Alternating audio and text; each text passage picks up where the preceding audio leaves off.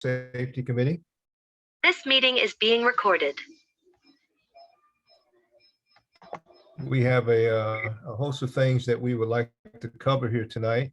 I'm going to give just about another 30 seconds, and then we'll launch off into hopefully what will be a very enlightening meeting, full of a lot of information.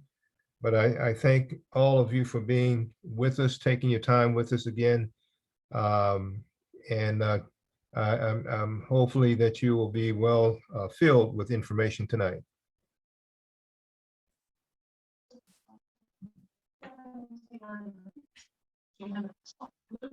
Okay.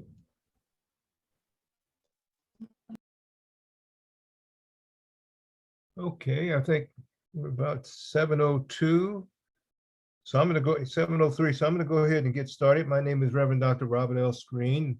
I am your host and facilitator for the 210 Traffic Safety Committee meeting here tonight. Again, thank you so much for spending your time with us, your evening with us. And we would like to, as we always do, hopefully start off with information that will be to your advantage for your safety needs on Indian Head Highway and also the contributing roads in the Indian Head Highway community.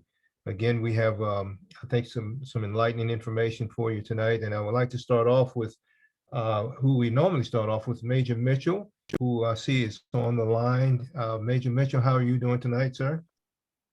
Good evening, everyone. Okay, good to see you. Good to see you. I'm sorry, what is that?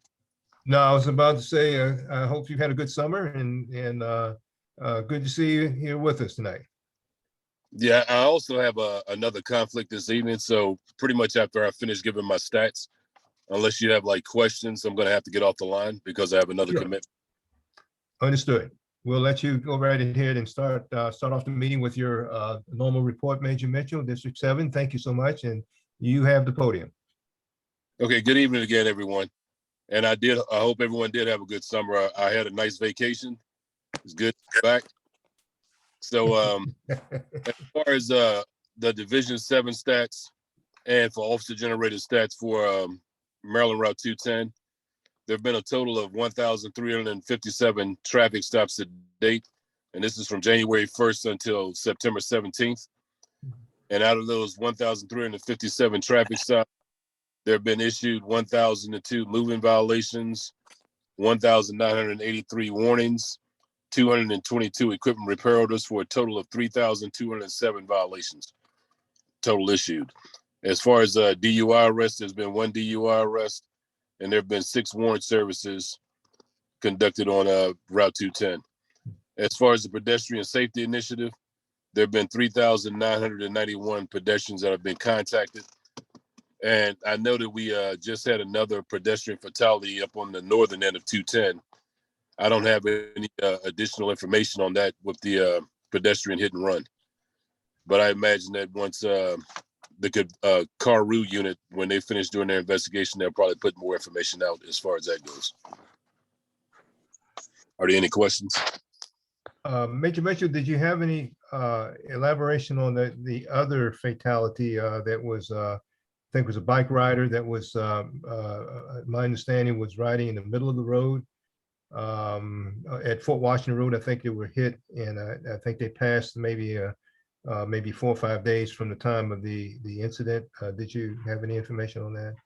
No, it's going to be the same thing. Once, Yeah. if it's an accident that occurs, and if it's not a fatality immediately, then what normally happens is it's investigated through the district station. But then if it actually turns into a fatality, whether it's 30 days later, whether it's a year later, then it'll end up going to the collision analysis unit, and then their investigation. So right now, that's where the process is. It's being investigated by a collision analysis unit. Okay.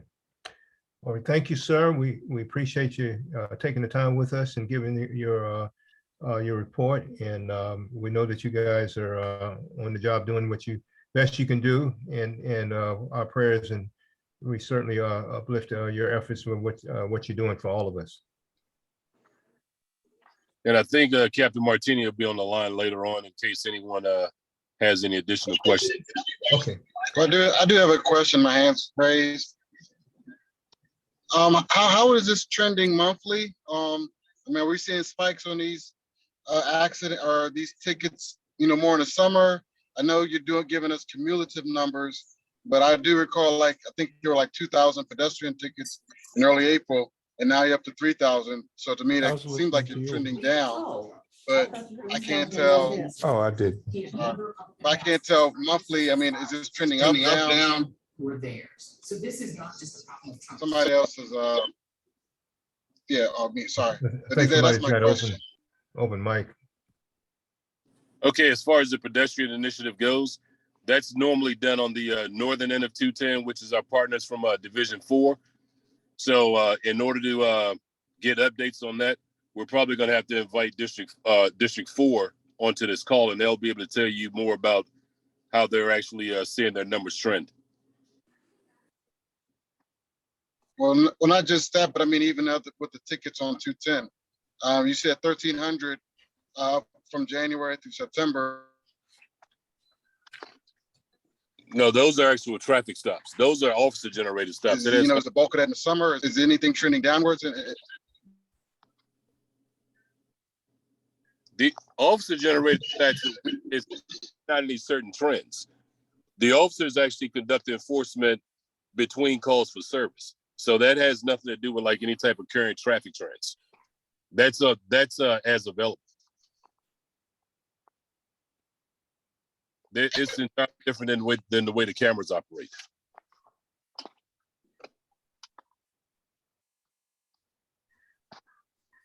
Okay, Okay, thank you. okay. Major Mitchell, and we thank you again for your report. I'd like to elaborate on the area since we're on the subject of the traffic issues and enforcement citations, at least from the camera's perspective. We were fortunate enough this time around to be able to connect with Captain Jason Smith, who's the head of the Automatic Enforcement Division that handles the 3 cameras that are on Indian Head Highway. The locations are, as we know, one's right there by the Weingartner automobile service location. One's by the just north of Farmington Road, northbound. The other one is northbound, just above the Charles County line. I'm going to give you some statistics that even got my eyebrows raised. Now, what I'm going to give you is the 3 months that were given to me. We don't have the most recent, which would be this month we just passed here in August and July. But what I do have, which has been something we haven't been able to get for some time, data that includes the month of April, May, and June. And for each of those months, I have data that basically is giving us the picture from each one of the 3 cameras, as we have requested information to kind of give us a readout, to give us a character and personality check of the roadway that these cameras are situated.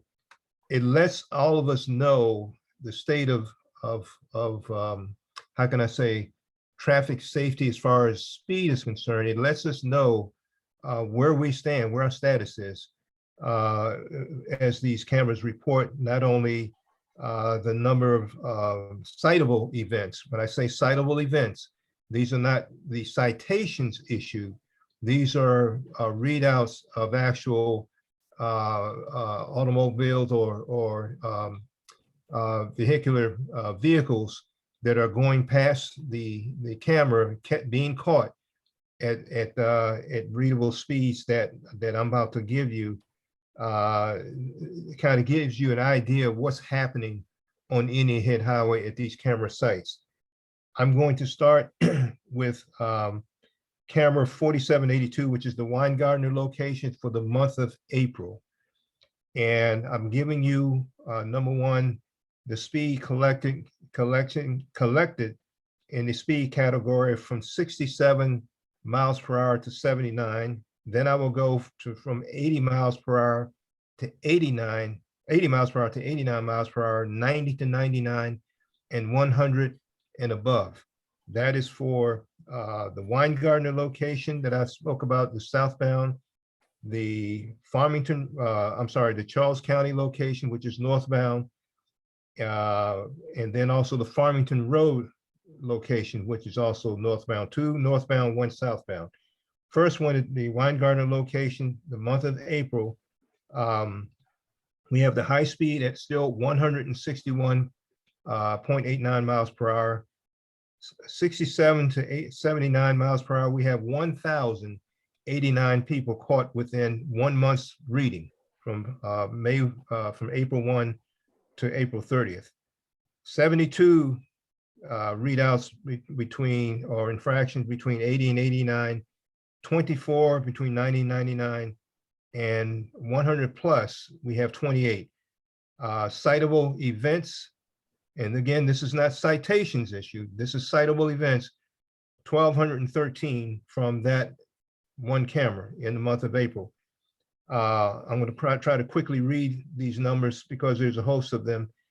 For the Charles County location, the highest speed was 141 miles per hour. 67 to 79 miles per hour, 623 people cited or citable event cited. 80 to 89 had 31, 90 to 99, 7, above 100 miles per hour, 3, for a total of 664 for the 30 days of that month. Going to the last camera, which is the Farmington Road, which is being proven to be the most egregious area for camera cited infractions. We have 132 miles per hour for the highest speed at that location. We have from 67 to 79, 1,393 people, 3 people in a 30-day period that went past an citable event. 81 people, 80 to 89 miles per hour. 90 to 99 miles per hour, 22 people, and 16 over 100, a total of 1,512. Now, before we were last giving consistent data, and this is about a year ago, from the cameras, from the readouts, I had thought from several months of reading data such as I've given you just then, we were plateauing, I would say, if I had to average it out, somewhere around 2,400, 2,500 citable events within the 30-day period. In the month of April of this year, we have 3,389 citable events for the month of April. If you go to the month of May, and this is where it really gets astounding as the warmer weather has come in for this year. Highest speed for the Weingartner location, 168.770 miles per hour at that location, 168 miles per hour. 67 to 79 miles per hour events, 1,288. 80 to 89, 86 people. 90 to 99, 22. Over 100, 28 people. Total number of citable events in the 30-day period in that one camera, 1,424. If you go to the Charles County location, highest speed, 155 miles per hour, 155.48 miles per hour. 67 to 79, 706 people. 80 to 89, 49 people. 90 to 99, 4 people. 100 and plus, 7 people. Total citable events, 766. Going to the Farmington Road, which I said a little earlier, it seems to be the highest egregious area for camera citable events. You have 162.35 miles per hour for the high speed at that camera location. 67 to 79 miles per hour infractions, 1,750. 80 to 89, 88 people. 90 to 99, 33. 100 plus, 15. A total of 1,886 people from that one camera citable events. Total amount, 4,076 people in 30 days done a citable event at that collection of cameras for the month of May. Now we get to June, the final month that I have. I'll read this very quickly. Weingartner location, highest speed, 162 miles per hour, 162.91 miles per hour. Citable events between 67 and 79 miles per hour, 1,193. 80 to 89 miles per hour, 77 people. 90 to 99, 34. 100 plus, 44 people. Total amount, 1,348 people in the 30-day period at that one location. Charles County location, 142.02 miles per hour is high speed. 67 to 79 miles per hour, 802 people. 80 to 89, 37 people collected there. 90 to 99 miles per hour, 22. 100 plus, 17 people, a total of 878. And then we get to the final one, and the most egregious one is the Farmington Road location, high speed, 145.52 miles per hour, 67 to 79 miles per hour in a 30-day period at that location, 1,875, 80 to 89, 96 people, 90 to 99, 37 people, and over 119 people, a total of 2,027 citable events at that location, for a total of the 3 cameras for the month of June, 4,253 people who have citable events as recorded by the cameras. Our numbers by those 3 months are not going down, they are appreciably going up. I took time to try to give you a picture, a detailed picture of what's happening on this road by the sentries that are there, and not sentries, I'm using that as a metaphor for the cameras that are there 24/7. And what they show by the data, is that this is a very dangerous road. We have over 4,000 people in the month of April, I'm sorry, month of May and June, going over, well over the speed limit, and many people going 100 plus miles per hour. We have eclipsed the 161 miles per hour high speed that we've had for the last couple of years. We've got now 168 miles per hour, 168.70 as a high speed. And first time I've seen this in the month of May, you have 155, 162 as the lowest of the high speeds between the 3 cameras for the month of May. That is the report from the data of the cameras. I know this sparks a lot of questions, and we'll take a little time with this because I think it's worthy of discussion. Reverend Screen, if I may, I'm sorry for jumping in, Mr. Jones. This is Peter Campanides from M.SHA. Good evening, everyone. My question is, where did the 168 mile per hour speed occur? That was at the Weingartner southbound location, the one camera to southbound. That's that long stretch of road between Yep. Fort Washington Road and Yep, Swan Creek and Road. Swan Creek Road, yeah. Yes, yes, yes. So those are all citable offenses. How many were cited of the 3 months? Let me preface that question with this response. There are still some issues going on in terms of retrieving the citation numbers. And I don't want to get into giving you anything that's going to be number one, controversial. Number two, is still in a zone of being worked out, I should say. What I did want to give you was the raw data. There's some things that got to be worked out about the citations given. What I want to give you in this audience is a picture of the speed. That's not something that has to be worked out. The cameras are catching that. I'm giving you an idea of the speed that's on this roadway. That part, I believe, is going to be something that we can hold to a truism that is correct, and it's showing an egregiousness that's out there on that road that is beyond imagination. So let me just limit my response in that way, and you can kind of take it from there from what you just heard. I think there's a question from someone here. I thought I saw a hand raised.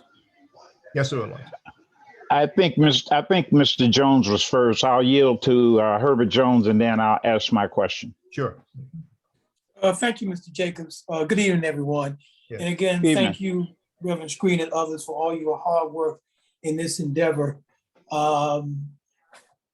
It pains me that we hear these numbers, and I guess in my head, and Reverend Screen, you and I have talked offline, the issue now is, so what is the plan of action? We know folks are speeding, what's happening with those speeders, the ones that are caught. If we can, basically take a look at when they're caught, what occurs, and then what changed legislatively at the state level we need to make with the enforcement aspect and maybe the penalty associated with.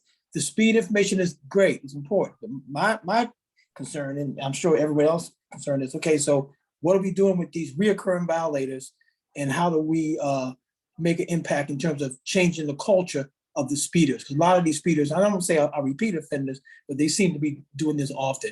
So my thought is, what is our plan of action going forward legislatively, and also with the court system to make some changes that really make a point to those the reoccurring speeders and the folks who speed in our county roads. Thank you. Yes, I agree. I think there was, Mr. Alonzo, you had a question as well. And now I can get back to that, in answer to that, Mr. Jones, and I'll just go ahead and take Mr. Alonzo's question, and then we'll kind of get back to you. And hopefully maybe it might be the same question, but we'll go from there. Yes, sir. Good evening, Reverend Screen. And thank you for allowing me this opportunity to speak.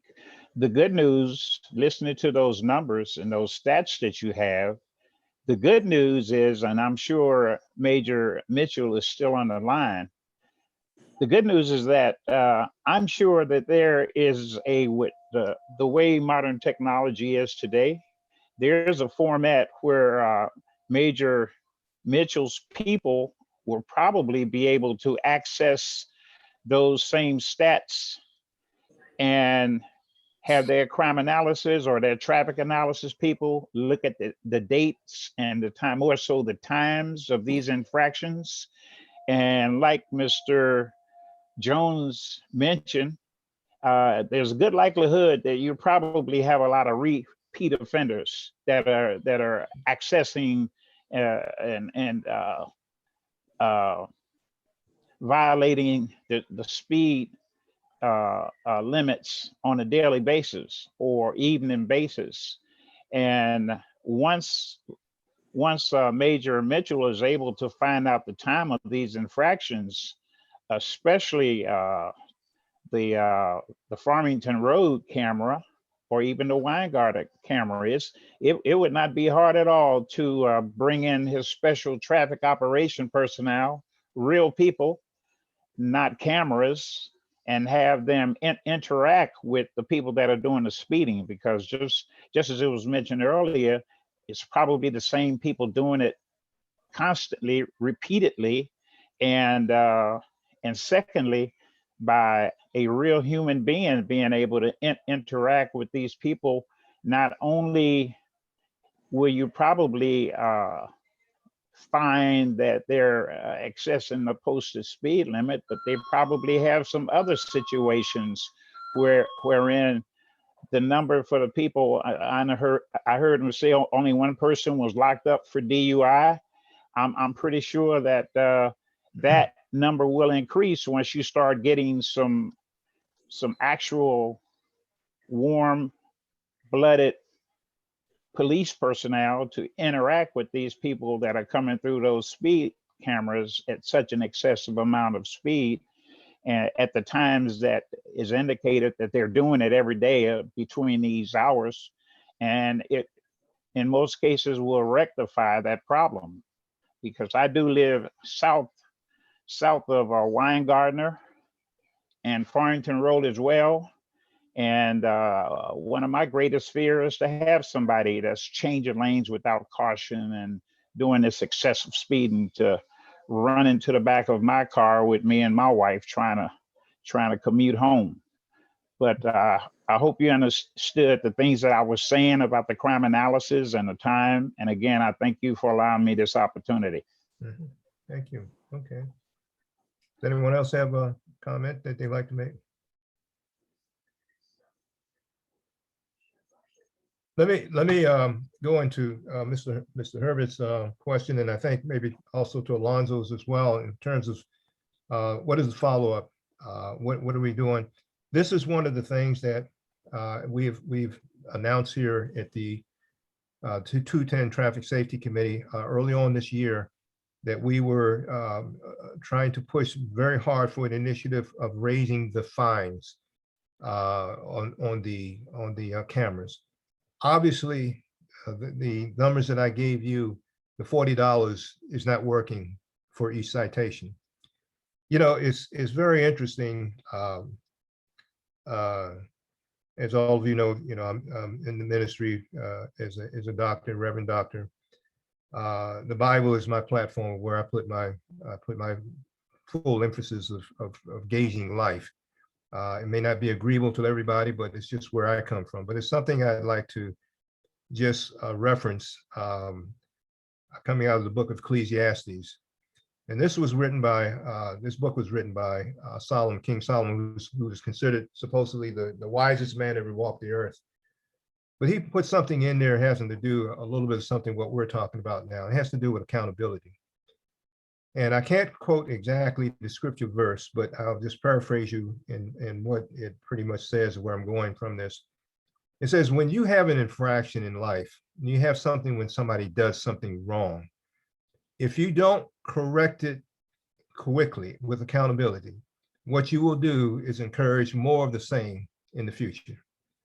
And I think that's where we are right now. Now, Solomon wrote that about 1,500 years before Jesus walked the earth, which was over 2,000 years ago. So we're talking about something in human nature that was recorded over 3,500 years ago. If we don't learn from those who have walked the earth before us, it's on us. It's on us. We cannot grade on a curve when people do things that need accountability and need it applied justly, quickly. Everybody that gets a driver's license knows the speed limit and probably performed that speed limit when they got the license. What happens between the time you get it and you've gotten it and you're out here in the traffic, it's based upon personal responsibility. And what we have done, allowed to happen, is accountability to just be basically dissipated to the point where there's no deterrent for anything done wrong. We have people almost going, now we're approaching, something 170 miles per hour on the road. 170 miles per hour. We're just under that by 2 miles per hour.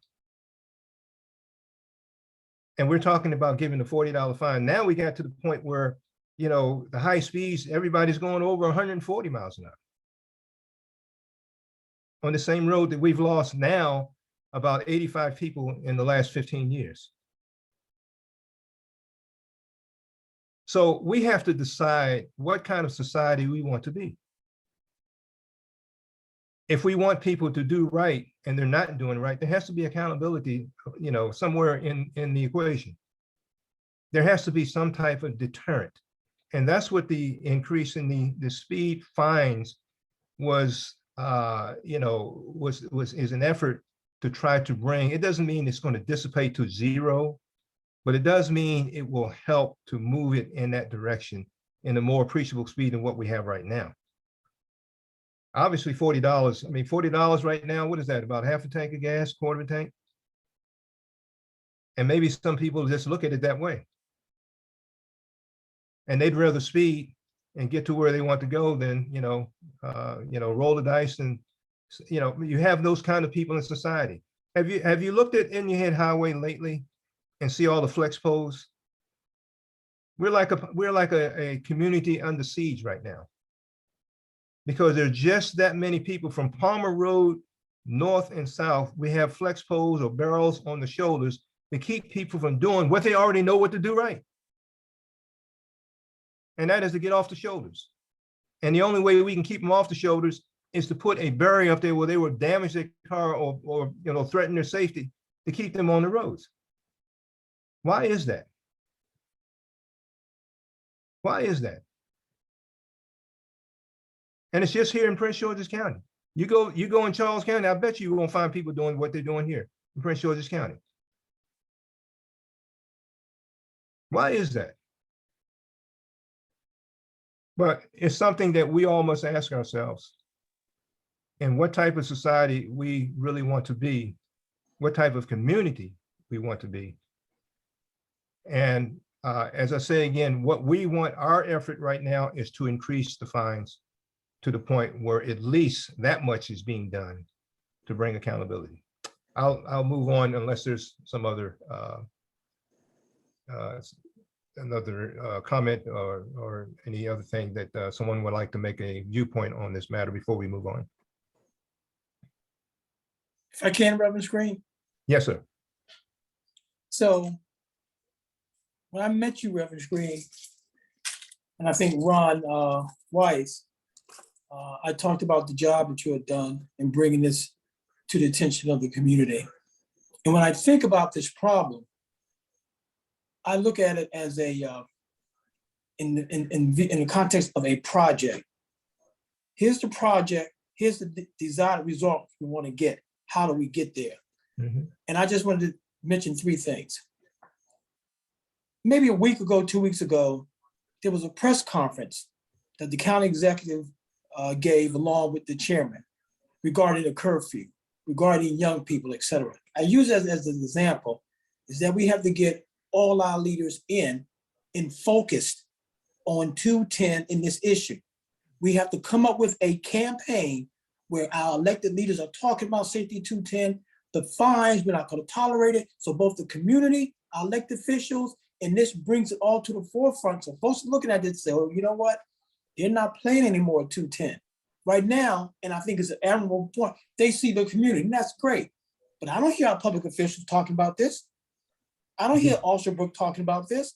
So we need to bring them in and focus them on doing some public service announcements, doing a press conference with elected leaders, by them talking about the safety of 210 and new initiatives such as increasing the fines, such as jail time for repeat offenders, indicating the partnership with the state police on 210, having our partners at the state at this press conference. So everybody gets the signal that we're going to change this behavior, because as a community, both the community leaders and elected officials are on the same page. I think that's a strategy that we can think about going forward. I know you and I have talked about that, and getting folks at the highest level of government, both at the state level, county executive, county chairman, community leaders like yourself and others, to come together and say, this is a problem. Here's how we're going to address it. 1, 2, 3, 4-prong approach. How are we going to deal with this? Because the consequences are minimal and they will continue to occur until the mindset of the people are, this is important. My last point is, I lived in Virginia for 25 years. I was born and raised in the District of Columbia. My friends used to tell me, I can't come to Virginia, Herb, because if I'm swerving across the lanes, they will stop me because they were very rigid. We've gotten very relaxed over the years. Motorbikes used to go up and down 210, stop traffic. So people say, hey, you want to speed? Come to 210. The leadership really doesn't care because you haven't heard anything about it. They may talk about it in passing, but no really focused, concerted effort. So I think along with you and your team, with our elected leaders and officials, we need to come up with a speeding campaign to put it in the forefront. Thank you. Just a quick response on some of the things you said, Herb. You're right on target. I mean, the fatality issue is not just a 210 issue. It is a Prince George's County issue. I don't know if most people know this, but Prince George's County leads the fatality number. You know, first of all, let's start here. In the state of Maryland, there are 24 districts or counties. There's 24 counties. Prince George's County leads and has led in the last, I don't think about maybe 6-7 years, the number of traffic fatalities out of all of the counties for the last 6 years. And I don't mean just leading by, you know, maybe 150 or something. I mean, they're leading by like 400 or 500 people more killed in Prince George's County traffic accidents than any other county in the state. So it's, you know, yes, we're leading the pack in some areas, but this is something county-wide. Why is that? You know, why is that? So we have to take we have to take the comprehensive along with the micro issue that we have here in Indian Head Highway, but it's something that's really going on countywide. I'll if there are no more, I mean, I don't have any more comments on this, but we'll move on. And perhaps we can touch on this a little later. Dr. Screen, this is Tamara. My hand is up. You probably can't see it. Yes, I'm sorry, Kevin. You can. That's okay. I just wanted to add, those numbers are very alarming and disheartening. And I have to agree with both Mr. Jacobs and Mr. Jones, but what makes it so much more alarming to me is that if you recall, when we first got the legislation to get the cameras in the first place, is that we've got to come back and do this report to the state legislature to say, hey, the cameras are working and it's a deterrent to speeding. And just the opposite is occurring. And so that could give some legislators who are more, that were originally against getting the cameras in the first place, to say, hey, well, you know, we've tried this and it's not working. And so we need to just get rid of the cameras. I don't think that's the answer, but we have to remember that we have to be able to prove and demonstrate with the statistics from the cameras that it is a deterrent to speeding. And unfortunately, it has not been. Now, obviously, our argument is, well, yeah, if you keep the fines for repeat offenders at $40, or if you don't increase the fine for the more egregious, reckless behavior of 168 miles an hour, then yeah, it's not going to change. It's not going to be a deterrent. That's our argument. So Mr.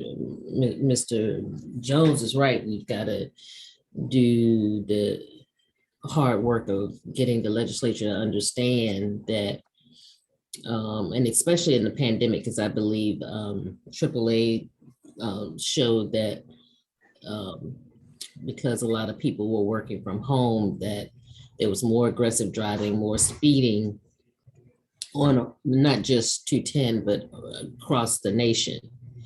So, you know, we're unfortunately with that trend, but we've got to be able to make the argument as to why there hasn't been a deterrent with these cameras and why it's up, because that's what's most alarming to me, is that when we get ready to go back before the legislature to get the legislation renewed, we don't have the statistics to back up that they were in fact a deterrent. And I'll stop there. Thank you. Yeah. Well, actually, Tamara, I appreciate your comments. Ron and I, we've been putting some compilations together for the very things that you're talking about, trying to get a readout, because we haven't been able to get consistent data is something that has hurt us in terms of being able to put together a package that actually shows what it has been, what has been in the interim, and what it is now. I was actually, Ron and I just not quite a month ago, we were pulling data from going back when the cameras first came on board in 2019, July of 2019. During that particular month, we were close to 6,000 infractions in the first full month of when the readout came out for where the cameras, were actually giving citations. We were close to 6,000. Over the course of time, that was July 2019. Over the course of time, I think about a year ago, in 2021, we had plateaued about 2,500, somewhere around there. And Ron and I also pulled from some data that we got earlier, or I think the last part of last year. I think it was October, November, December of last year, and try to see where we have been, where we were in 2019, where we were in 2021, and see where things lie. And actually, things were going down. We're going down in the winter months of 2021. Now, we haven't been getting data, unfortunately. That's why we haven't been reporting it in this year, coming here in 2022. So the data I gave you today, or just a moment ago, was the first data we've had collectively, actually this year, that we could actually put some, I guess, some confidence in. And it's just alarming from what we took from, the reports that we were putting together from last year at the end of the year, and from what I just gave here in April, May, of June of this year. It's been quite a bit. Now, what has happened nationwide? Well, nationwide, the first 3 months across the nation, fatalities went up 7%. I mean, it's the whole country is like going in the wrong direction as far as fatalities and speeding. So we're not by ourselves in the increase.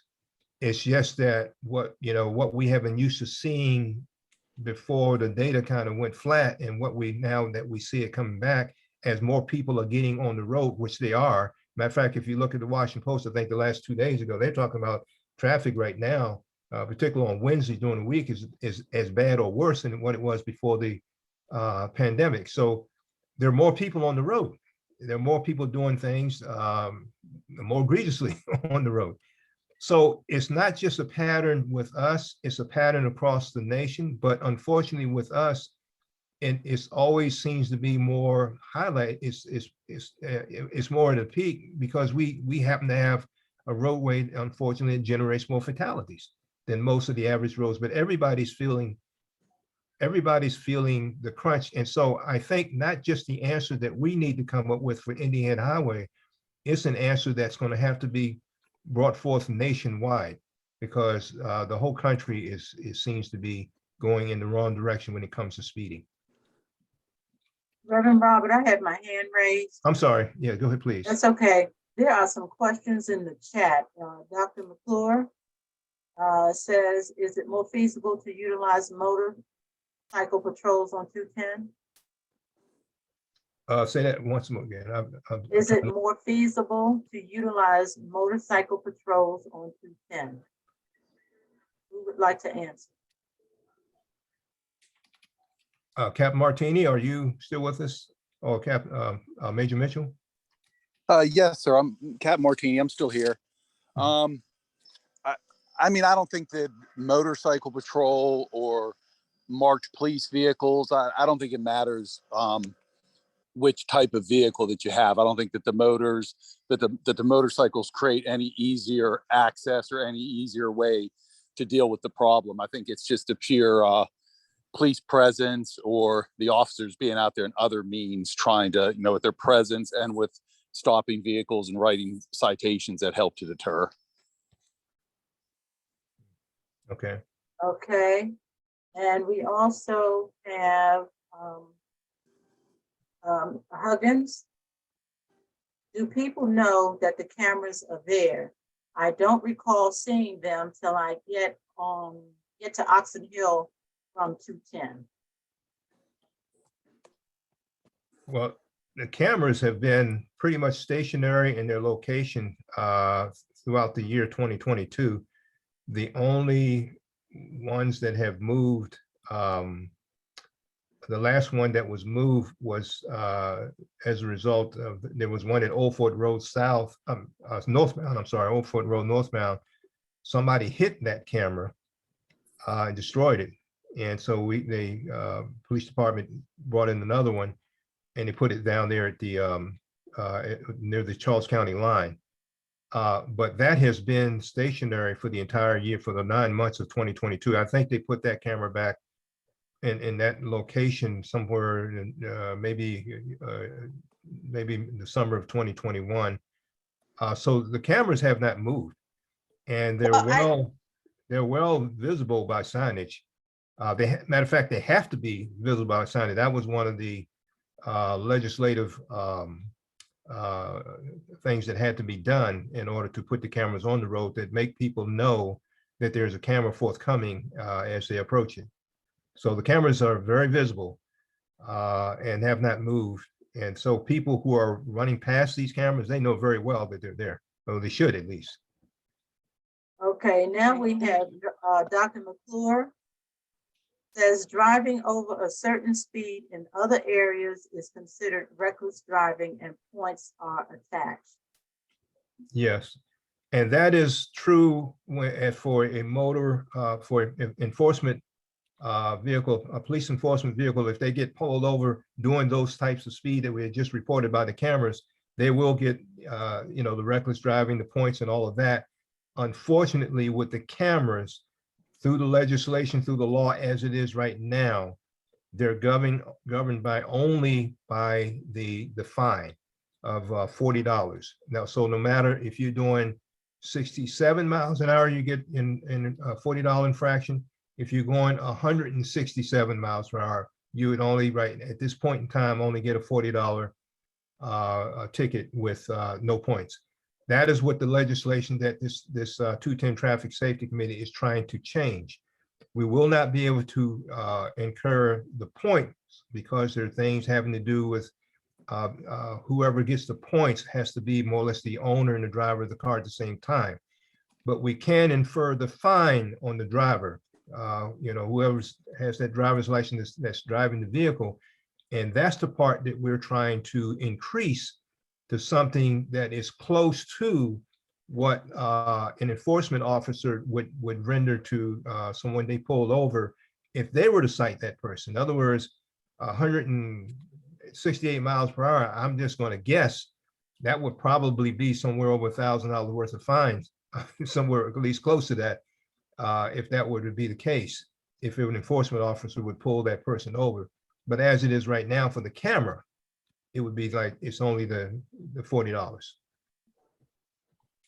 Okay, and then that segues us to Ron's point that he has a, let's see, let me do the screen. I'm trying to share the screen. Here it is. Yeah, I can read it. Officer issue citations can include points. Oh, I just lost it. Okay. No, this is the chart that Ron Weiss Okay, yeah, that's the chart. talking about the proposed camera fines. Ron, would you like to? Okay, what we're asking, what we're proposing in a draft bill to go to the General Assembly in January is a change to the current law that has two parts to it. One, to increase fines in a similar fashion as the fines increase for an officer issued citation. And second, to add additional penalties for people who are repeat offenders that accumulate several speed camera fines in a 2-year period. So the first chart at the top of the screen shows how the proposed speed camera fines that are in blue track the fines that an officer would issue based on speed. It's moved to the left by the 11 miles an hour that is allowed for the speed camera citations, which is, I guess, an allowance due to people not believing that the speed cameras are as accurate as they are. And they're probably as accurate as the radar gun that the officer is. And it has, but in any case, the law allows you 11 miles over the speed limit before you get a citation. So the blue line represents what we're proposing in this new legislation for speed camera fines. And again, we're not, as Reverend Dr. Screen said, we're not adding points because as far as I know, there's no speed camera system in the country that issues points. And the second chart shows the additional penalties depending on how many speed camera violations you've accumulated within a 2-year period. So we're urging. Recording in progress. So we're trying to get people to pay attention to their speed and their number of citations. Okay, we have a hand raised by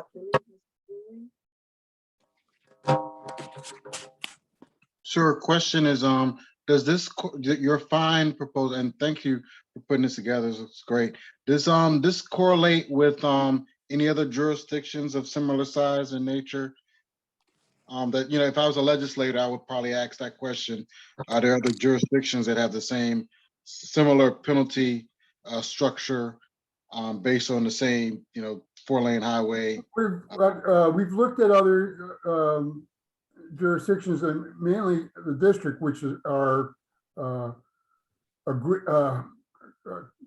have very stiff fines, and we're not proposing to go to that level. So this is a lower level increase than what the district has. So we're thinking that by not, and we've there's been a lot of bad press about speed cameras in the district, and we don't want to take on that baggage of how speed cameras are used in the district. So we're proposing something less strict in hopes that it will be have a better chance of making it through the legislature. Thank you, Ron. I think if sometimes if I look at it and if I say I can afford it, I would speed, you know. So it's one of those what's gonna, you know, what more people, you know, we've had some very bad accidents on 210, and you know, the cameras, I guess, in DC, you know, they're not saying, hey, people are crashing or dying. I would want the biggest shock value, you know, possible, because you know, we've had some very bad deaths on 210. But I don't disagree with you. It's just that I don't think that that approach would work in getting through Annapolis. I just don't, based on the feedback I've gotten from our delegates, that's not going to fly in Annapolis. So yeah, this is something that we think can get through, and you know, and it's not a silver bullet. Not even officer issued tickets aren't silver bullets. People can be repeat offenders even if they get an officer issued ticket.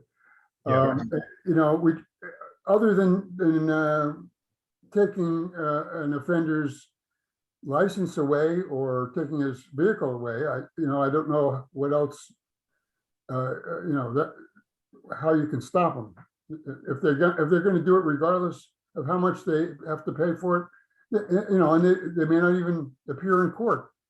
You know, so we're doing what we think we can do, and hopefully that will get at least some of those super speeders, repeat speeders' attention, and help mitigate the problem.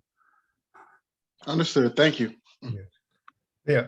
I want to reemphasize something that Ron brought out. We all know, that's a part of this committee, that speed cameras are not a silver bullet. There is no silver bullet to this issue, but it is a contributing spoke in the wheel. And when we first started this committee, regarding everything having to do with traffic enforcement on Indian Head Highway. Speed cameras was just one of about 7 different approaches that we wanted to enact, to get things under control. So let's not hopefully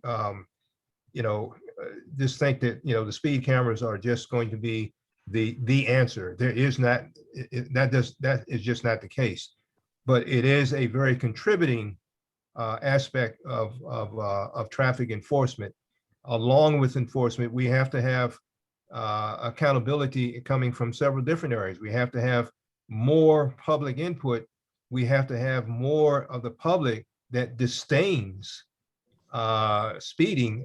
For those of you old enough, and I've said this many times, about the smoking issue, that for those of us who are old enough, remember how pervasive smoking was until it became a public disdain to do it. When people start thinking, well, I can get cancer, lung cancer from you smoking, then you can't come around me smoking anymore. And that was picked up by not only individuals, it's picked up by people in the business district. You couldn't go into businesses smoking. You couldn't go into government offices smoking. And so you couldn't go around people smoking. And so what happened, the threat of smoking and secondhand smoke became something of the past. We don't even think about it anymore. But it was something that the public had to get to the point where it was such a disdaining aspect and stigmatization that it was something that the peer pressure or the pressure from the public was big enough to put it, in a small, it never erased it, but it put it to the point where manageable was not such a public issue as it was many years ago. We have to do the same thing for speeding. It's going to come from many different fronts. The cameras, the just laws. I mean, we can't go out here patting people on the wrist, going out here doing 168 miles an hour when you know they're not supposed to. That just can't be. Just can't be. We can't have people go out here DUI, running in the back of people, killing people's kids, and then they're back out on the street in 6 months. That just can't be. There has to be a change of thinking. We got to stop grading on the curve. When you get your license, you're not graded on the curve. You're graded on how well and efficient you perform on the day that you take your test. That's what everybody. Somehow or another, after we get a license, we start grading on the curve, and people go back out there and do the same things that cause safety issues for them and people around them. But anyway, we have to change our thinking and determine what type of society and community we really want to be, and we have to work toward it as a common effort. Any other? Herbert Jones has his hand raised. Yes, sir. Mhm. Well, actually, I put a comment in the chat, and I'm sure you and Ron and others have done this research, and thank you again for all that you all have done in this effort. But are we gathering information from other jurisdictions, best practices that impact speeding and fatalities, just in general? When I say, I know we said something about the district, but other jurisdictions that maybe have some other ways they're addressing this issue and have numbers that reflect more positively. And then just second, Reverend Screen, you're absolutely right. The speeding cameras alone are not going to do it. It's a 3 or 4 prong approach. One of those approaches, I don't know if the county's attorney general has any say in this. Our public safety officers, getting all these entities involved to help us craft, in addition to what we have already done, which is the speed cameras, that is great, but some additional things that we can do, and then that public campaign so everybody understands that Prince George's County is serious about the speeding. And that's what I think is missing. We're talking about it, we're serious, other communities are, but our elected officials and others are not, it's not in the forefront in people's minds. I was reading the paper the other day, I think the same thing you said, Reverend Screen. There was a lady that was killed on 210. And every time I look in the paper, I see something that's happening on 210. And I'm thinking, wow, what are our leaders doing outside of you and Ron and others to address this? And I think we have to put that pressure point on our political leaders, both state and local. And I'm gonna keep coming back to that because you know how I am, Reverend Screen. I'll beat a dead horse. And I think that's important. So we can highlight this, bring this to the forefront, similar to what you and Ron and others did with the press conference, but having a press conference with our state delegation, county exec, our 7th District Police Command, so everybody out there in the public knows, young people, etc. Prince George's County is serious about this, and they're gonna come down on you with a hammer. Yeah. That's what has to happen if you're gonna effectuate change, to my way of thinking. Thank you. J.L. Huggins says, wasn't there an issue of how long we can keep the cameras? Last time I thought I heard that the contract for the cameras was about to expire. She's absolutely right. Next year, 2023, we will go into what they call the sunset clause that was attached to the bill that allowed the cameras to be here in the first place. This is, what we're experiencing here on Indiana Highway with the cameras is a prototype for whether they will stay or they will go. This is something Ms. Tamara Davis alluded to in terms of what we are looking forward to in the future. But let me put it this way. Without question, if we're looking at 4,000 people who we know that see the cameras, know the cameras are there are some that are slowing down. I hate to get those who are not will slow down because there's no camera there at all. There will be those people who will like to have that to come to pass. And so we that becomes the issue. What do we as a community want to do?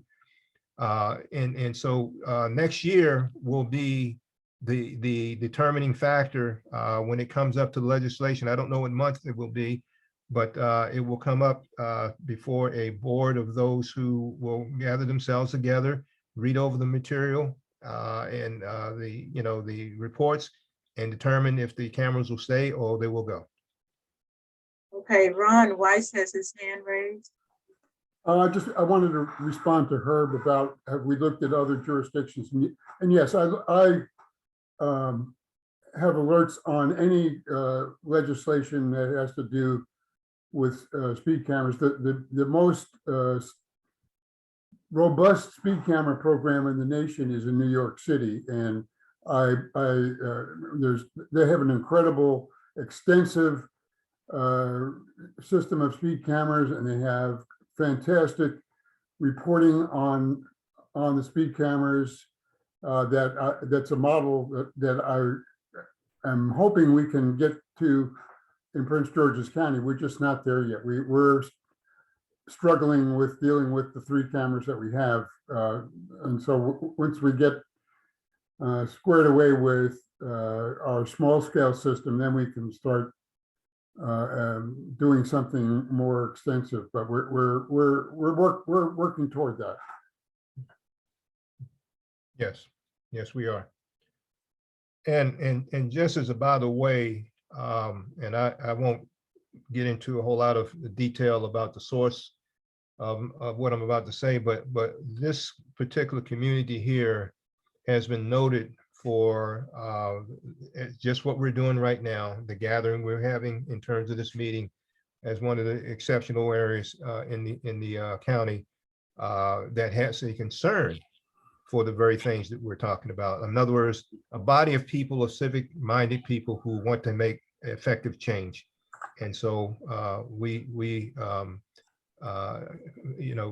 of you who are concerned and on this line, we want to thank you for having that concern, because it takes the people ultimately to get things done. I think there's someone else's hand is raised here.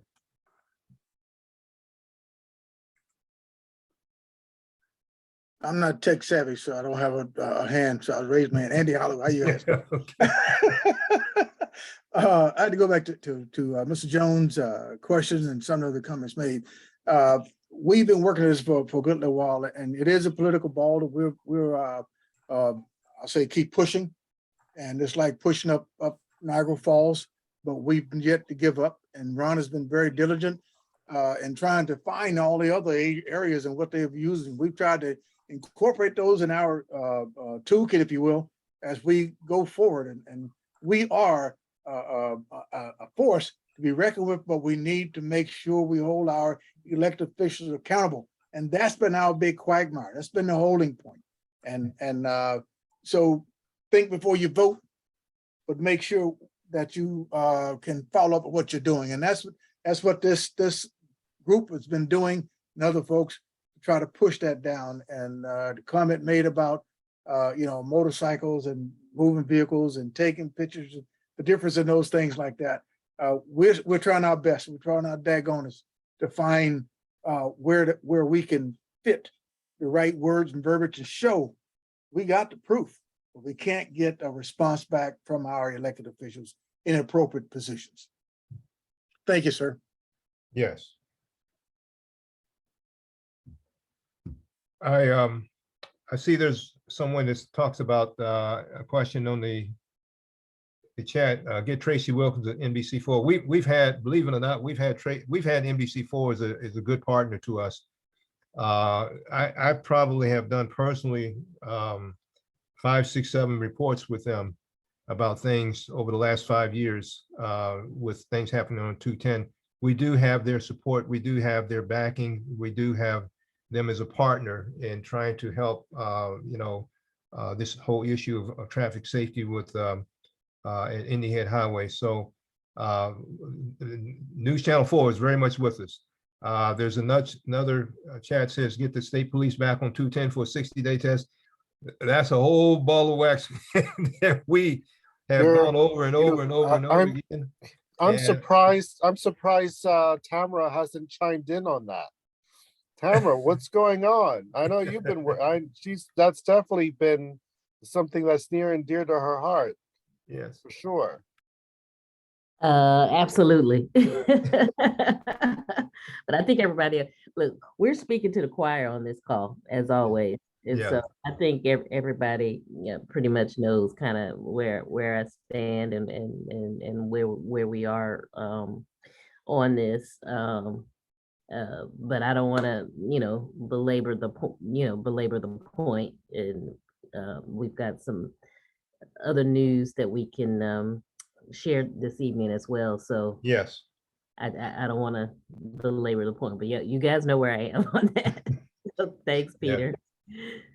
Yeah, state police is a how can I say, apparition? A ghost? What can I say?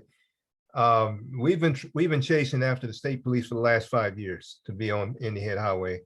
I'd have to take more time than I have here this evening to kind of get into that, but it is all of our desire and feeling for the state police to be very much a presence on Indian Head Highway. I've personally written 2-3 letters to the governor in that regard, but anyway, we'll save that talk for another day. I do have, and I know this is a volatile issue, and I knew it would be when I brought it out, the camera data. I do want to get back on track to some degree. We have Peter Campanides here with the State Highway Administration, who I would like to give his report. And then we have something very important that we want to, you can hold on, the audience, if you can hold on a little bit longer, we have something very important to share with you as a committee. But I want to give Peter his time of presentation. Peter, I'll let you have the podium and you take it away and have the mic. Thank you, Ms. Green. Good evening again, everybody. So I have a couple things to report. The first thing I want to do, though, before doing that is I want to add to something that Reverend Screen mentioned before, that addressing the speeding through the speed cameras isn't the only measure to try and discourage people from speeding. The thing is, there's a lot of with the speeding comes aggressive driving. Yes. And so that was the reason for installing the flex posts on the shoulders for starters, and to modify the intersection at Swan Creek Road to remove the 4th lane in each direction in order to stop the aggressive driving from occurring. We still have to do the northbound direction, a modification to that 4th lane, but the one southbound I anticipate that issue has pretty much ceased. There's been a lot that's been happening.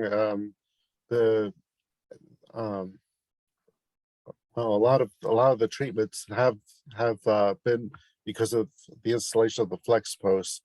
Another example that comes to mind is Maryland 210 at Maryland 228 Berry Road, making that left turn Yes. to go from westbound 228 to go south on 210. And there's something else that I wanted to mention, but there's been, you know, a lot of what you shared with me over the course of the last few years are engineering measures to address either safety concerns or operational concerns in order to help improve the safety problems. The most difficult nut to crack from an engineering standpoint is to address what happens during non-rush hours. So that's the things that happened at night in particular, and that's the crazy stuff that we haven't been able to find a true engineering solution to. It is something that we are working on. One treatment that I want to try that would be relatively easy to implement is on the 4-lane section of 210, which is that area south of Berry Road to the Charles County line, where you get into the reason why I asked Reverend Screen, where did the 168 mile per hour infraction occur? It was in the 6-lane section. And that's a little bit more difficult to address from not so much a pavement marking standpoint, but sort of a vertical, from a vertical treatment type standpoint. Flex posts, quick curb, which is a little bit more it's a more, I guess, a little bit more durable treatment, but it still it still doesn't quite do the job of trying to slow the traffic in the middle lane. So that's the challenge there. So that's kind of a broad brush about the speeding, but I think that's going to be, I guess, the homework assignment for myself from an engineering standpoint, while the homework assignment from a legislative standpoint continues with Reverend Dr. Screen and Ron, and you'll all probably be involved as well in signing more more petitions to however which way this falls in the 2023 legislative session.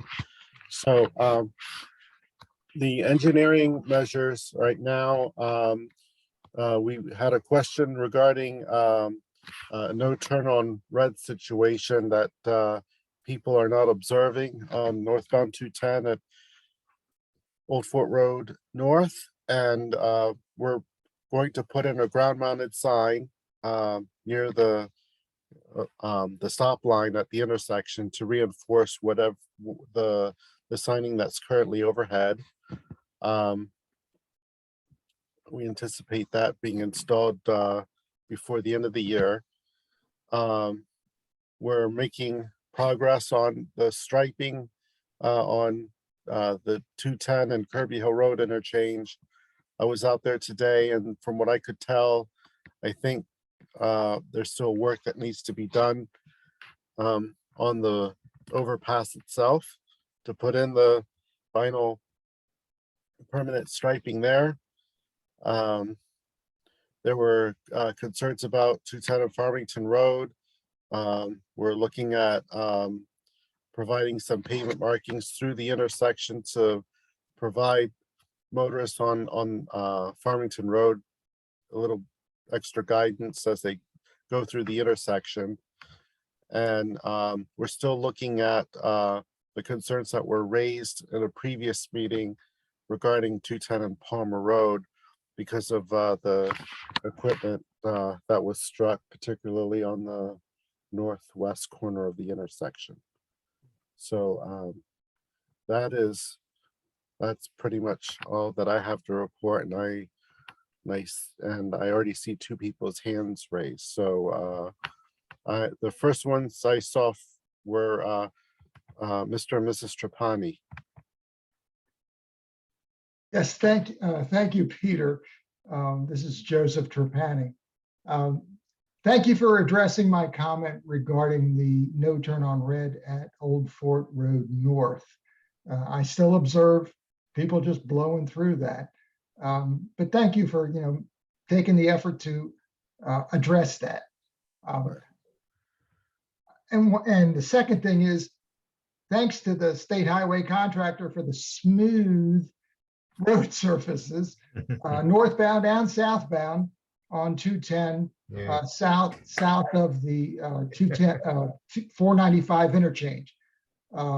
That's a welcome relief. Yes. But as a follow-up to that, it's a persistent problem southbound on 210 at the merge point between the 295 southbound flyover ramp to 210 and southbound 210. Mm-hmm.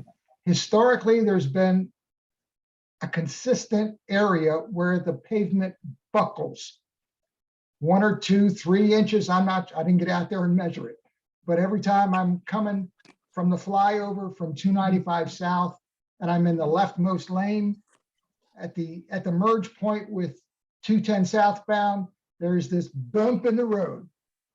And it seems to keep happening. And I think State Highway has abrased it periodically to grind it down. It's back. And then southbound 210, on the 210 side of it, in the rightmost lane, there's a persistent bump in the road. Same place it's been for years. And State Highway has come out and abrased it to grind it down, but it's back. And despite the great paving effort that was done on the construction areas of 210, if they could have come a few yards north to address that. And so I just wanted to make that comment. Okay. Thank you. Okay. I think, Peter, there was, I'm looking at a chat.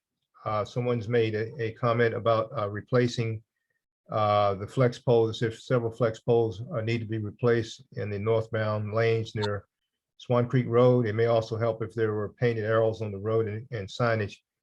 There are several flex poles. I know this will be an ongoing maintenance issue. Yep. Because I mean, I look at it this way. That could be somebody walking on the road that they hit instead of the flex poles. They're doing their job, but unfortunately, you see how many are missing is indicative of how many people are going on the shoulders.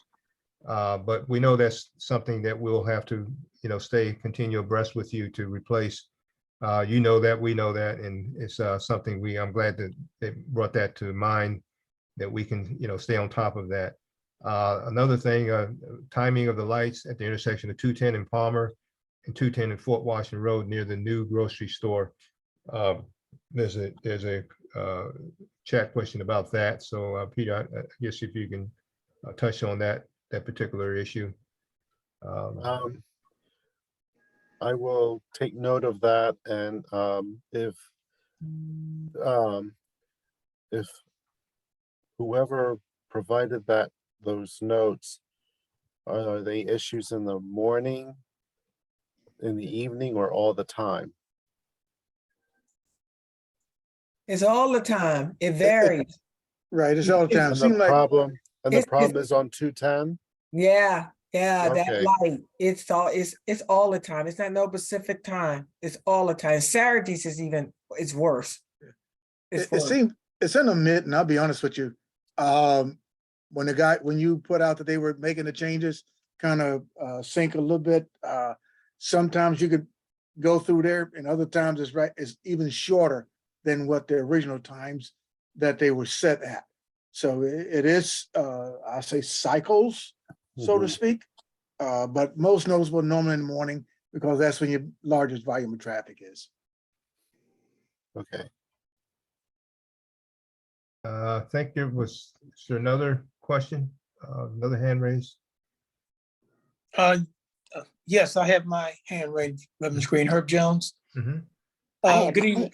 Oh, I'm sorry. Please go ahead, ma'am. I'm sorry. This is Joselyn Schmidt-Jones. I have a question and a comment. Mhm.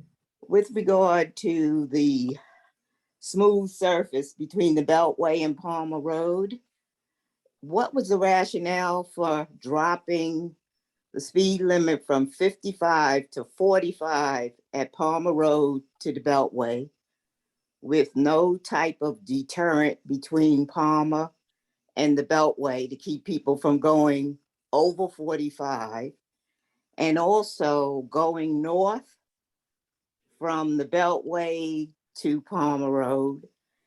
At the openings at the wall, I noticed signage that seems to indicate that they're going to use, that 210 may be used for bike lanes. Yeah.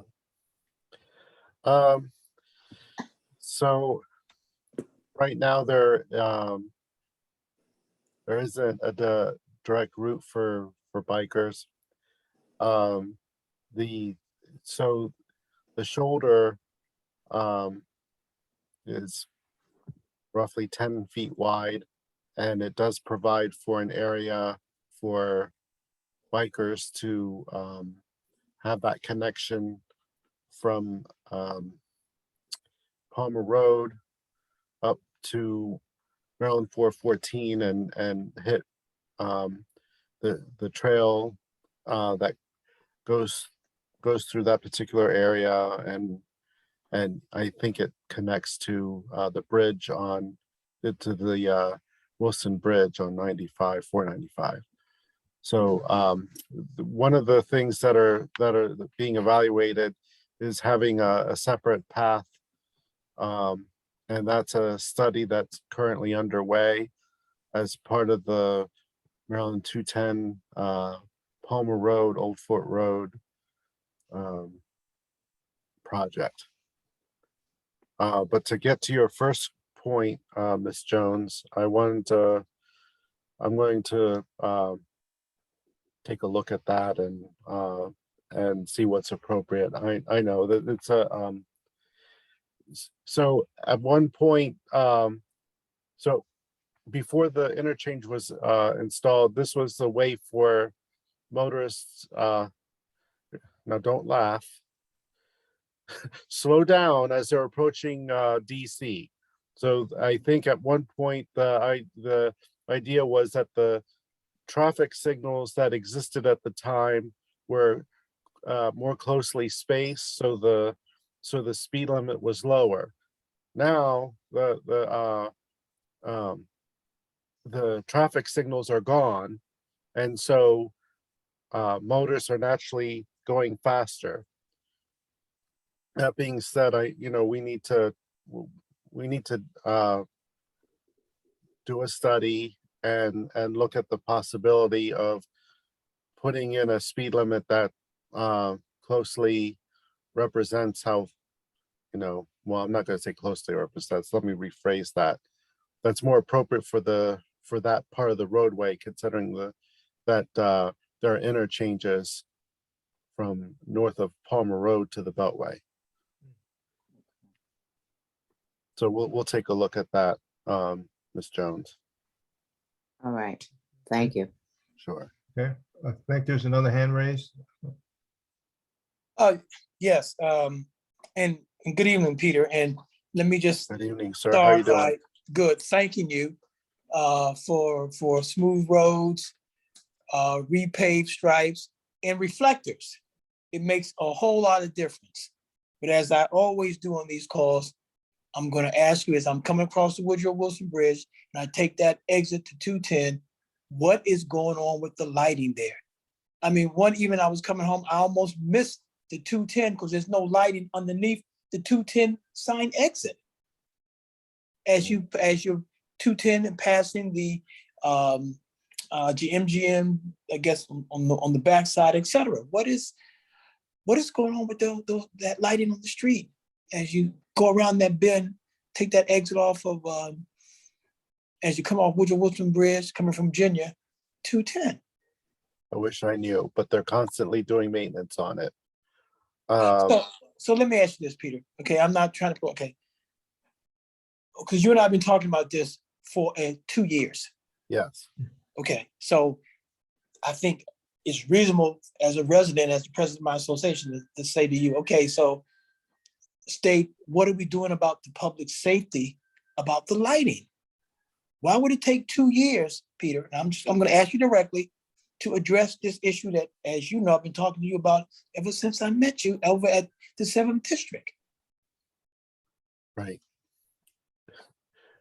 Well, And you don't have to answer now, but understand and I can, after this, we can talk offline. Whatever I can do to help push that, please let me know, because it is a problem and it's almost like the state doesn't care. So let me just put it out there. That's how I'm looking at this. 2 years, we don't have appropriate lighting. Why is that? Okay, and then my last point is I think as Ms. Jones just said, as you come around that bend, from that bend all the way down, I think it's to Livingston, it's nonstop, and that traffic is moving. So I don't know if that enhances the drivability or makes it more dangerous. From my perspective, it makes it more dangerous because folks have just can fly from that, around that bend all the way down, and they are moving. So I'm hoping you guys are thinking about ways to, because I think at a certain point they took up there was a stoplight there, Palmer. Am I correct? At one time? Yeah. So there still is. Going to 10 and Palmer. I'm sorry. No. Okay, I'm sorry. There was Yeah, a I'm sorry. stoplight between Palmer and the Beltway. In the Beltway. There's They no took it longer a away. stoplight. Two of them. Yeah. Yeah. So And there's no now there's longer none. that. Right. And that traffic is flying. Yes. So what we did in essence gave people a smooth road and more distance to rev it up. I don't know how that's going to make that section of road safer. Just observation. You can, think about that, and we'll talk, in the future. Okay. Peter, this is Reverend Tierney, and I just wanted to remind you about the message board at 210 North, just across the Charles County line.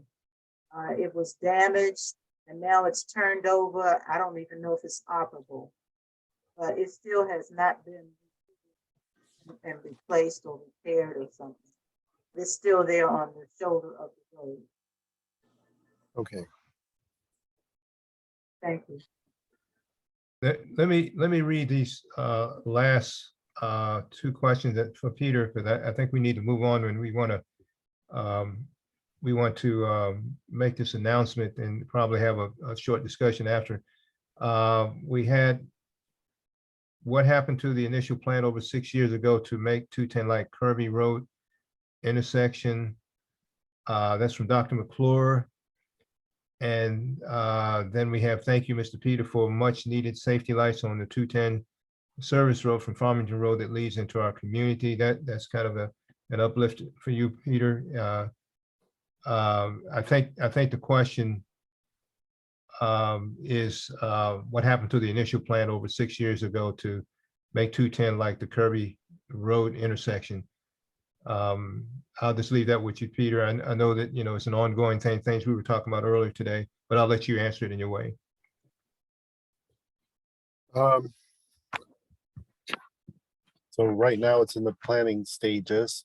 That's the Maryland 210 at Palmer Road, Old Fort Road North intersections. The state is revisiting the the planning study that was done many, many years ago. And we're beginning the process, and we have the funding to do that. It's been a very slow process. The last one, Peter, is, and I missed this one. Are there any plans to shave the sharp edges on the bridge going in both directions near Farmington Road?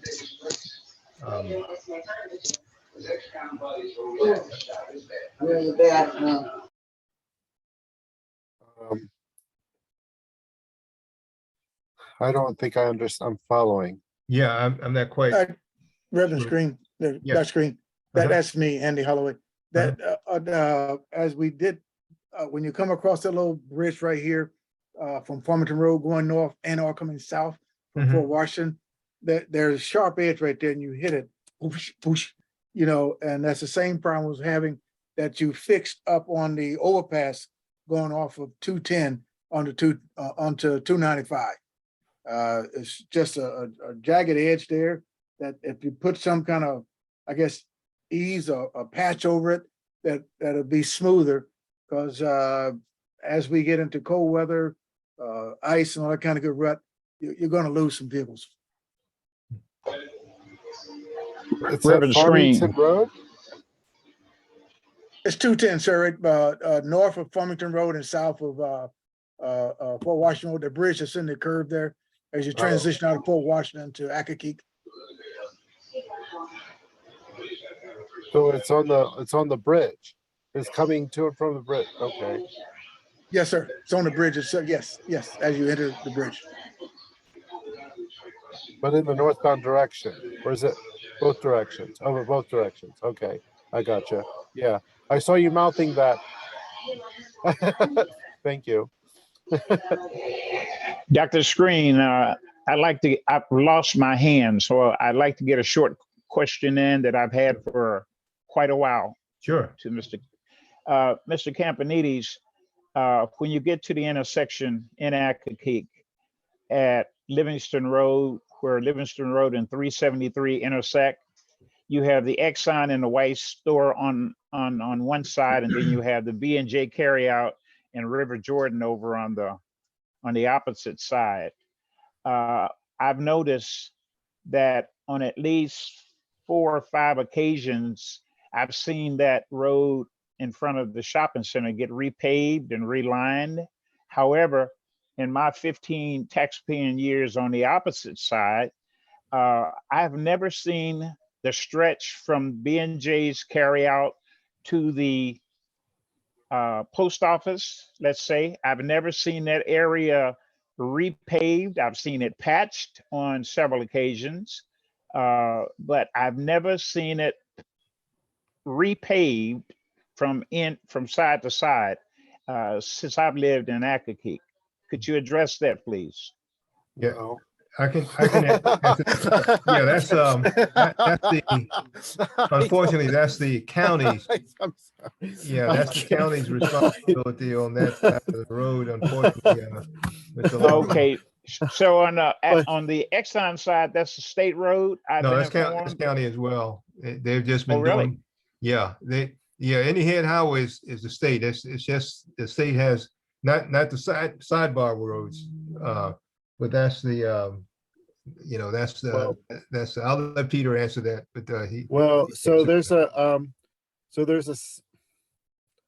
it's hard to describe.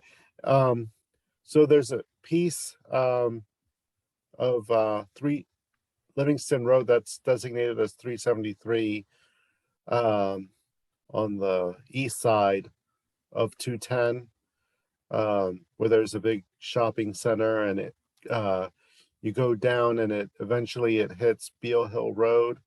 That's us. Okay. On the west side, there's a small piece of Livingston Road that's designated Maryland 810A. And I think it goes to whatever, Bryan Point Road, I want to say. I think is Yes. the cutoff point. Yes, That's state. Bryan Point, yeah. That piece, yeah. So Bryan Point Road is that short road right behind River Jordan? Yes. That short.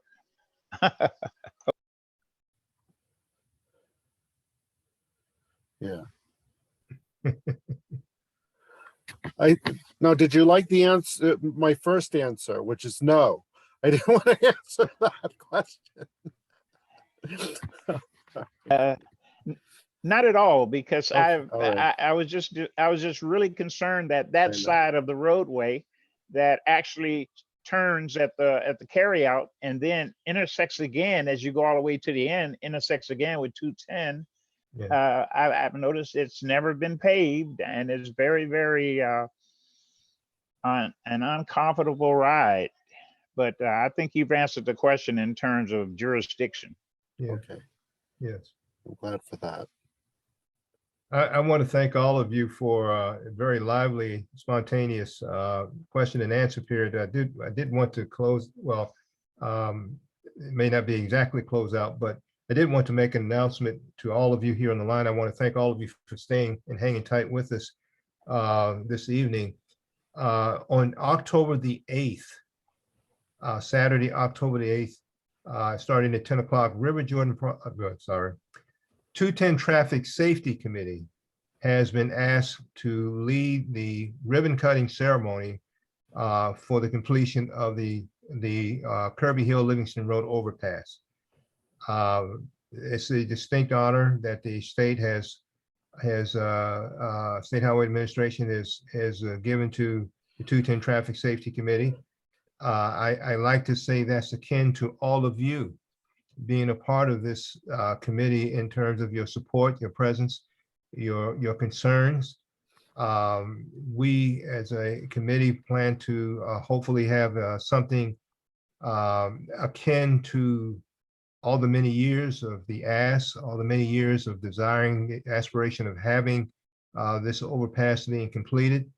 I've learned today that the construction actually started in 2016 and will be shortly be completed in all of its finality points here very shortly. Matter of fact, I think next week there's some signage they're going to put up on Indiana Highway northbound that was still yet to be done. But we would like to invite all of you, and I say we, the 210 committee, which again, I like to include all of you because this is a community effort that to put this this overpass together and have it come to its completion. Many, many years of desired want, many, many years of construction. And now we find ourselves finally coming across the finish line. We want to have a ribbon cutting ceremony that is synonymous with all of you being a part of it. You as a community, you who have been concerned about traffic safety. This overpass is a critical element towards many things we've talked about tonight in the flow and free flowing movement of traffic, but also leads to traffic safety in and of itself. So we're going to ask you to please put that on your calendar. It's a distinct honor for the 210 Traffic Safety Committee to be asked to lead this very highly noted ribbon cutting ceremony, but it would not be complete without you. Now, we had a memorial service earlier this year, well, this past summer. We did not get the kind of turnout that we desired, but hopefully we pray that we can get all of you and many of your friends, all of those who would like to be a part of this ribbon cutting ceremony. It will be taking place at the Oxon Hill Staff Development Center, which you can see it northbound on Indiana Highway on the right side of the road. The address is 7711 Livingston Road. If you're coming from the south, going northbound, you would have to take the overpass, the newly constructed overpass, make a right turn onto Livingston Road now, since you don't have it on the roadway. And you would go up to I think it's the second left turn. First turn is a church, Presbyterian church. The second one is you'll see the signage for the Staff Development Center. you make the left turn there, and the ceremony will be held on the property that actually you can see from that vantage point, the overpass, and of course, the roadway that has been constructed along with it.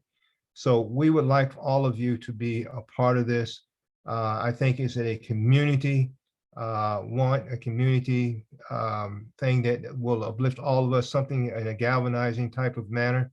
So we please, if you can put on your calendar, October the 8th, Saturday, 10 o'clock, 7711 Livingston Road, the Staff Development Center. And we would love to have you there with us for this very notable historic ceremony, celebration, and ribbon cutting formality that we hope we can all enjoy together. So any last minute comments onto that or any questions? I'll take that now before we sign off, but I hope we can depend on you to be a part of that celebration with us.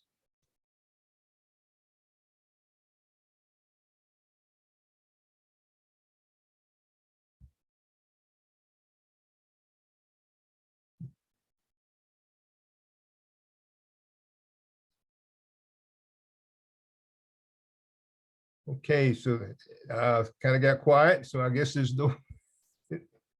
I see a few chat. Someone asked me to repeat the time. The time will start at 10 o'clock on October the 8th. Again, the address is 7711 Livingston Road.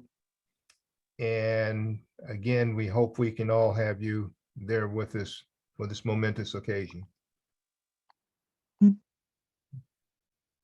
Okay. Mr. Donahue, did you have a question or something? No, thank you, Reverend Screen. I'm looking forward to hearing Mr. Campanides come down to Accokeek next Wednesday. Okay. The Civic Association. No, very, very good talk. Enjoyed it. Just a little poor connections on my end. Thanks again. Okay, you're welcome. Okay, well, this will be before we come back together again. I believe it's on October the 17th. This festivity and ceremony will have taken place. So we won't have any other time in order to convey this message to you. This is why, again, I just want to hopefully impress upon you to put that on your calendar. Hopefully we can get your support. Hopefully we can get your presence. Hopefully we can get all of us together for this momentous occasion. This is something that I think all of us can share in a positive moment. Something that's taken an inordinate amount of time, but nevertheless is here. It's something we can enjoy and celebrate together, and hopefully be a mark for better things yet to come. Amen. Amen. Amen. I got you. one or two amens back. Amen. Okay. Well, I know it's been a long. We've almost been on the line for almost 2 hours. I want to thank all of you for a very vivid, spontaneous, very active question and answer period. A lot of good information that has been shared. Please, please, please be safe on the road. Please be aware of all the things we've talked about here tonight. We want all of you back again on the 17th of October. We hopefully will see you again on October the 8th. But in the meantime, I just pray that the Lord's blessings of safety and well-being and health be with all of us on this line. And so have a good night, a blessed evening, and a wonderful, healthy week and times forward. Amen. Amen. Same to you. Bless you all. Same to you. Okay. At the Okay, church. we got